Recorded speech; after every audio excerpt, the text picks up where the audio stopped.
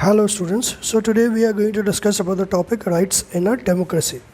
Think of all the examples that we have discussed so far, the examples that of Saudi Arabia, that of in the case of Saudi Arabia, and then another case in Kosovo, and then another case in Guantanamo Bay. So all these cases that we have discussed so far, think of the victims in each example: the prisoners in Guantanamo Bay, the women in Saudi Arabia, the Albanians in Kosovo.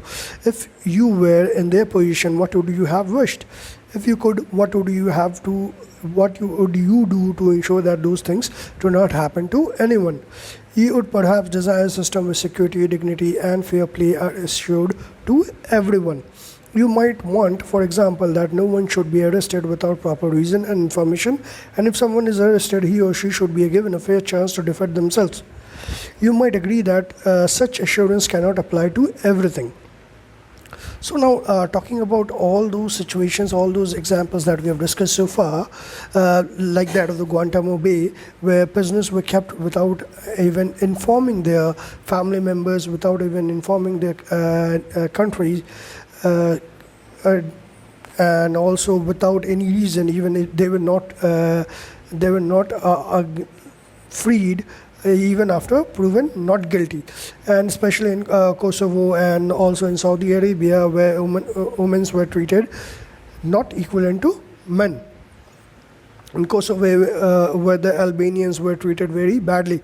So in all these cases, it's very prominent and it's very evident that the people were denied their rights. The people were not given a fair chance to represent themselves. The people were not given surety. There was no security for their rights. So in case not to, if we want such things not to happen in future, we need to create a system where there is such security, such sincerity, and such dignity for each and every individual. And one has to be reasonable in what one expects and demands of everyone else. For one has to grant the same to everyone. But you might insist that the assurance does not remain on paper. There has to be someone to enforce this assurance that those who violate these are punished. In other words, you might want a system where at least a minimum is guaranteed to everyone, powerful or weak, rich or poor, majority or minority. This is the spirit behind thinking about rights. So, only the assurance will not do. What we need is a system in place, an enforcer in place, someone or any organization who has the rights to enforce this and who has the rights to look into matters in case there is any place, anywhere injustice has been done to anyone.